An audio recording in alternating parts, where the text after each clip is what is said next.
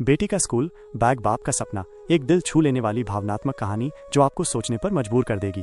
एक छोटी सी झोपड़ी और बड़ा सपना। गांव के एक कोने में एक झोपड़ी में रहते थे रघु काका, जो दिन भर मजदूरी करते थे, ईंट उठाते, मिट्टी ढोते और शाम को थककर घर आते। उनकी सबसे बड़ी दौलत थी उनकी 7 साल की बेटी गुड़िया। गुड़िया हमेशा कागज पर कुछ न कुछ लिखती रहती, कभी कविता, कभी पेड़ पक्षी, कभी अपने सपनों की बातें। एक दिन गुड़िया बोली, बाबा मुझे बड़ा स्कूल बैग चाहिए जिसमें किताबें भी हों और सपने भी।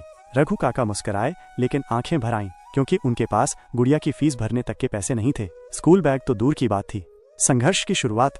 रघु अब दिन में 2-2 शिफ्ट काम करने लगे। भले ही बदन थक जाए, लेकिन दिल में एक ही आग थी, मेरी बेटी का स्कूल बैग भरेगा तो उसका भविष्य संवर जाएगा। गांव वाले हंसते थे, गधा मजदूर क्या बेटी को पढ़ाएगा, पर रघु के कान बंद थे। वो सिर्फ अपनी बेटी के सपनों की आवाज सुनता था। पहला स्कूल बैग। एक दिन शाम को रघु टूटी चप्पल पहनकर बाजार गया। उसने अपनी मजदूरी के पैसे जोड़कर खरीदा एक छोटा सा नीला स्कूल बैग, जिसमें गुड़िया का नाम लिखा था, गुड़िया कुमारी। गुड़िया की आंखों में चमक आ गई।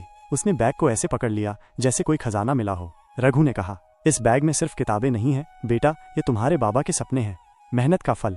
गुड़िया दिन रात पढ़ाई करती रही। वो हर साल क्लास में टॉप करती। गांव की लड़कियां उसे देखकर कहती, हम भी गुड़िया जैसी बनना चाहते हैं।